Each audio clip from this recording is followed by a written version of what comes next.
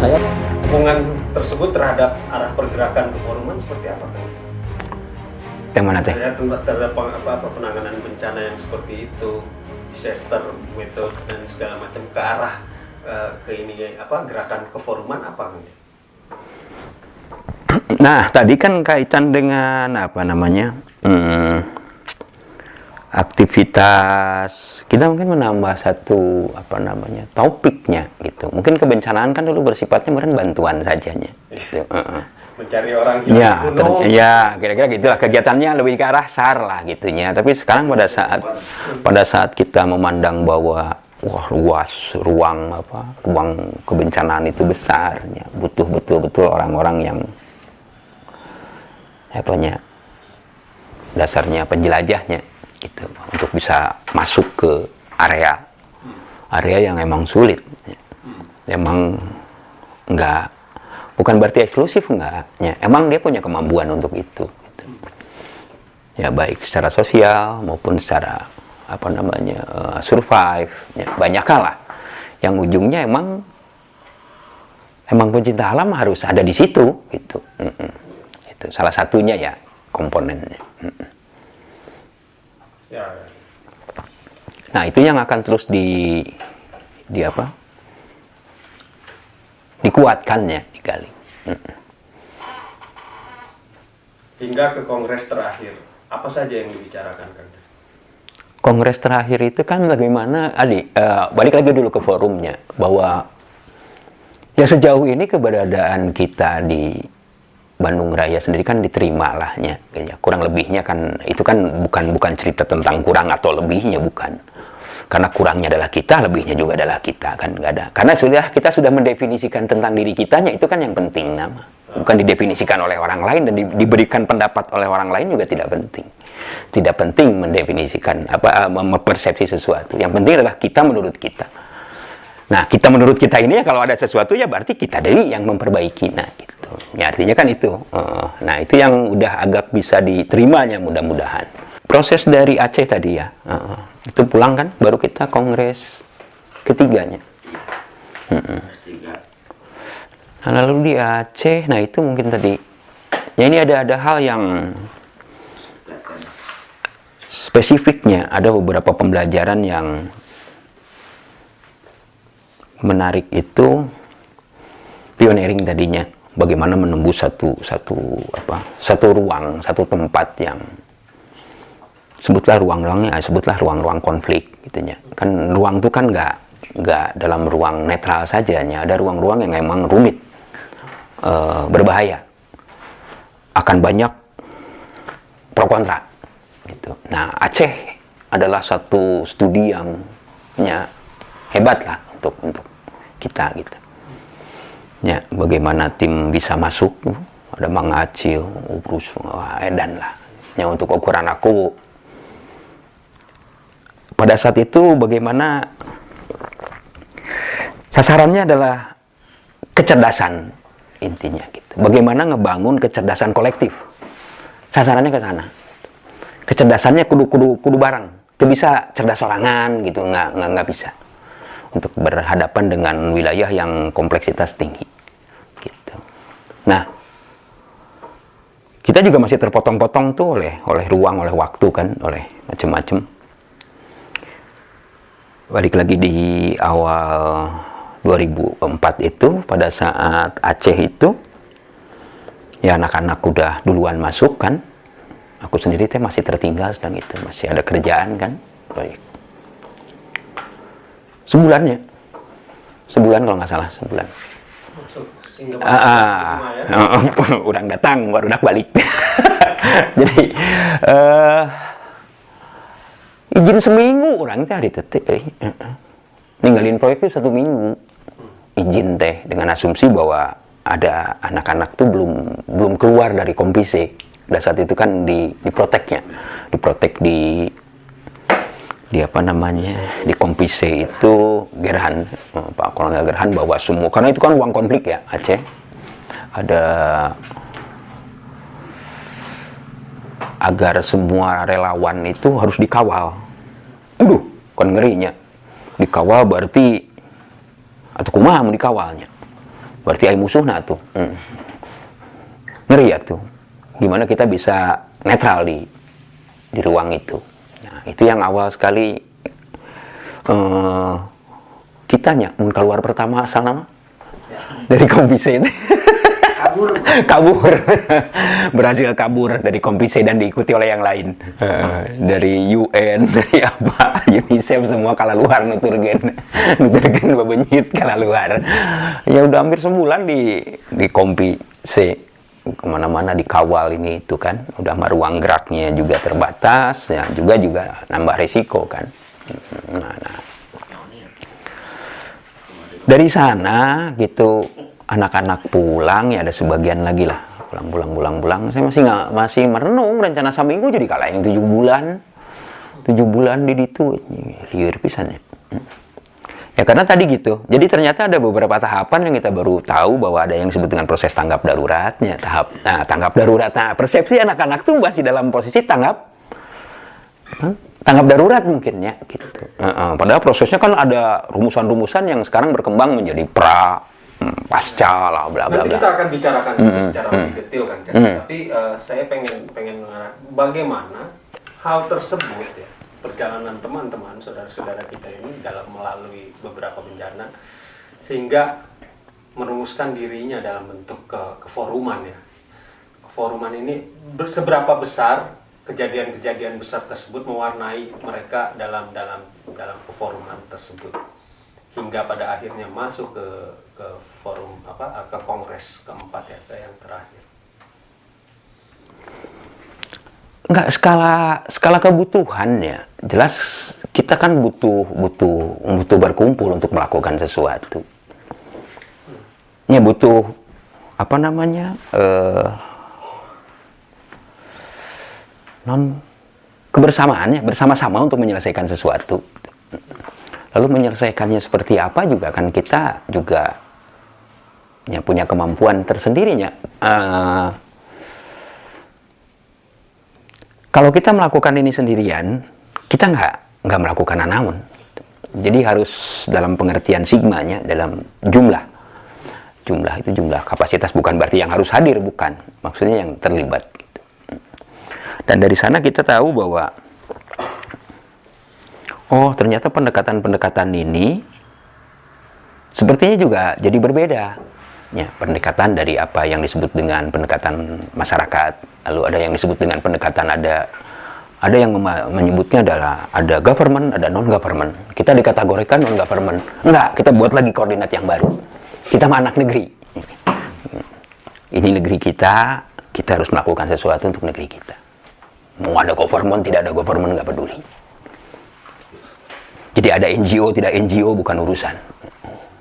Jadi urusannya adalah tadi balik lagi ke konsep awal tadi tentang etno. Kita adalah keluarga, turun ke bawah, menata kembali bagaimana masyarakat bisa hidup bermasyarakat. Karena kalau kita masuk dalam term-term yang berangkat dari apapun bahasanya emang pabelit gitu. Eta gitu istilah nanti mana datang nanti mana gitu nantinya. Jadi malah membangun sekat. Gitu. Jadi dari sana kan muncul bahwa tadi ya anak negeri ya. Jadi beda kan state dengan country, berbeda. Jadi negara dalam pengertian state dengan country dalam pengertian sosial masyarakat. Gitu. Nah lalu sosial masyarakat kan pada definisi kita di NGO kan, enggak juga. Gitu. Organisasi non government misalnya apapun, beda. Nggak udahlah keluar lagi dari sana lah, kita ganti aja di anak negeri. Senang sekali Bang Zain ya terlibat dalam konflik linguistik. Ya, konflik linguistik itu paling juara di negeri kita. Jadi saya senang bener didefinisikan orang, didefinisi ini itu. Capek lah. Jadi terjebak di tataran linguistik. Tataran linguistik. Dan kita akan masuk ke dalamnya bahasa tadi mungkin saat ini yang cocok mungkin anak negeri. Jadi pecinta alam adalah anak negeri. Jadi lepas dari semua asumsi nanaon. Gitu. Kita melakukan karena emang kita harus melakukannya. Nah itu bentuk yang tertangkapnya. Lalu beberapa metode kecerdasan. Bagaimana membentuk kecerdasan juga bukan kecerdasan individual, tapi emang kecerdasan kolektif. Kecerdasan kolektif itu juga yang akan ditransformasikan ke masyarakatnya untuk menata kembali tatanan-tatanan sesuai dengan tatanan masyarakat. Jadi nggak dalam ruang persepsi misalnya state gitu. Ini ngomongin naon sih gitu. Urusan-urusan terjelas. Ya kalau mereka jelas ya itu urusan maranehna eta mah. Jelas teh cek maranehna cek kita henteu kayak urusan. Jelas teh. 2018 melakukan kongres terakhir. Kongres keempat, kita sempat juga kongres istimewa kongres istimewa. Saya mendengar ada mimpi untuk menularkan semangat berkumpul antara pecinta alam ini sampai ke tatanan nasional ya. Apa yang terjadi Kang Jas saat itu? Enggak, ini kan bentuk ini dia ya. Ini yang emang agak berbeda merenannya. Karena kita kan berangkat spiritnya dari keluarga tadi. Jadi keluarga besar, lalu ada juga yang membentuk spirit dari bentuk organisasi dulu. Itu yang susahnya. Jadi namun di kita mah meren ya, ini dibahasakan kok kita mah forum komunikasi pecinta alam Bandung Raya mungkin bisa aja udahan. Tapi keluarga besar pecinta alam mah enggak. Jadi doktrinnya doktrin keluarganya. Yang mengunci itu doktrin keluarganya. Doktrin forum akan bentuk gitu mah. Kalau pedang itu kan begitu. Kita kan ya karena kekeluargaan tinggi goreng ternyata teh gitu. Kan awal sekali kan dari dari deklarasi ke ke Kongres 1 itu kan masih KBPA-nya gitu. Nggak ada progres karena nggak ada bentuk. Nah, kesekjenan gitu kan gitu. Nah, sampai bentuk forum dibentuk gitu.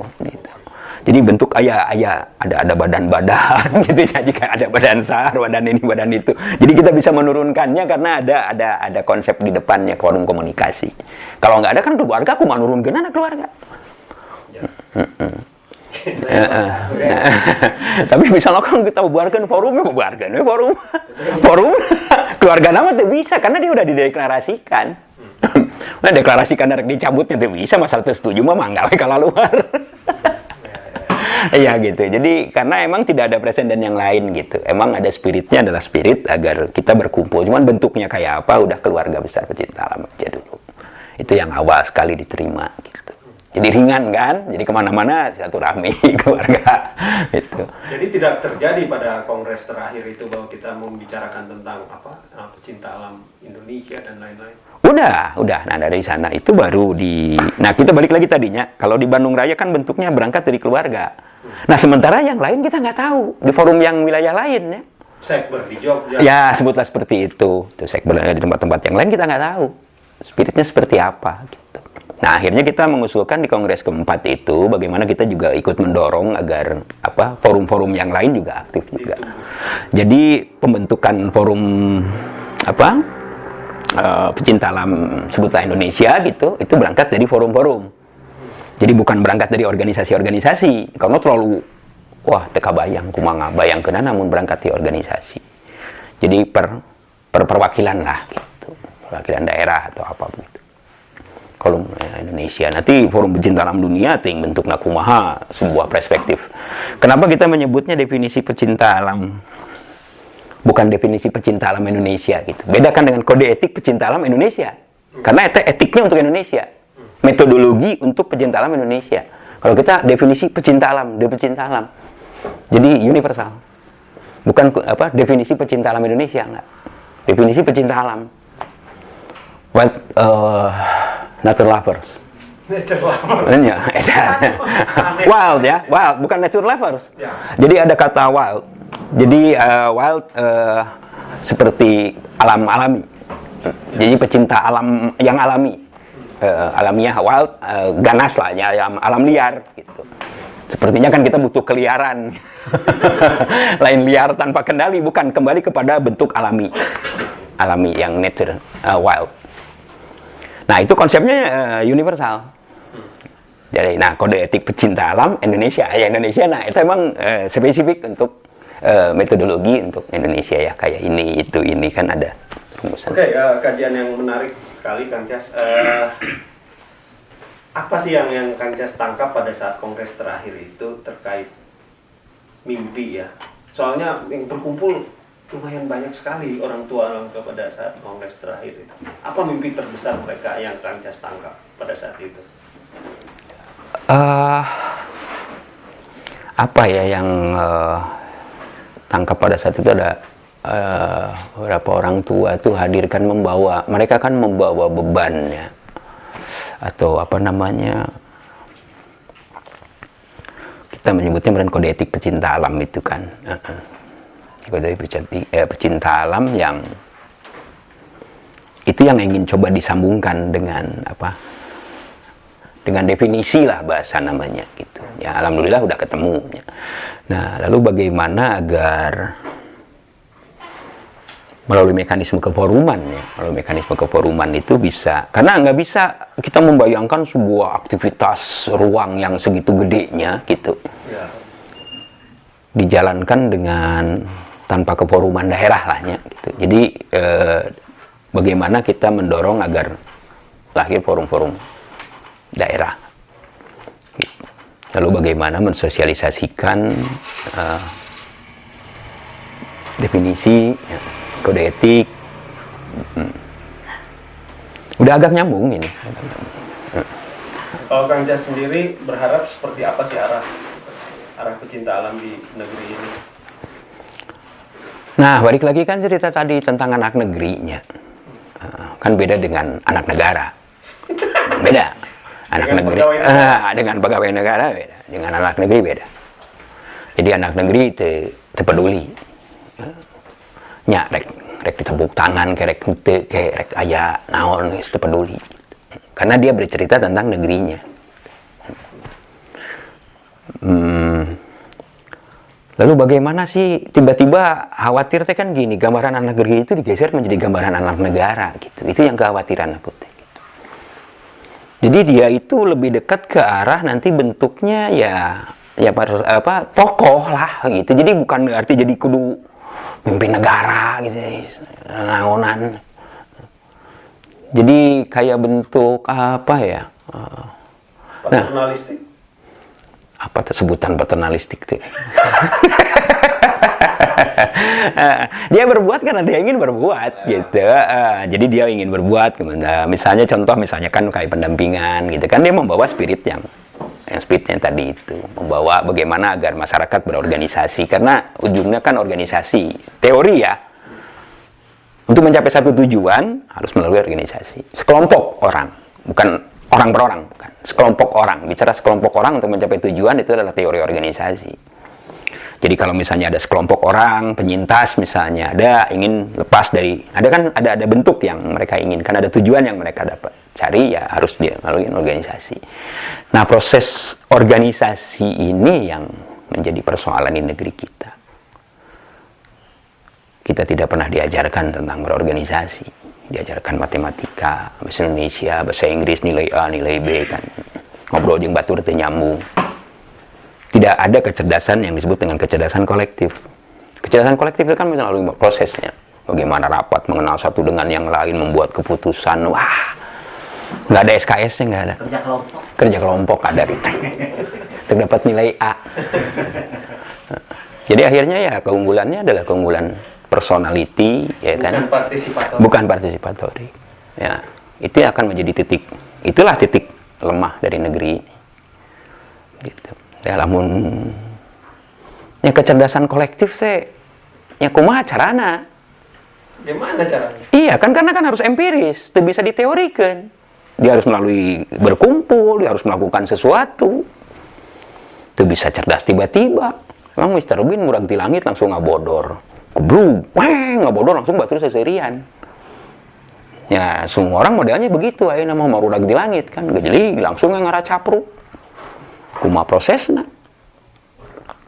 Di proses-proses organisasi basic etno, kalau orang menyebutnya basic etno, basis proses, nggak bisa. Kita harus melalui ujian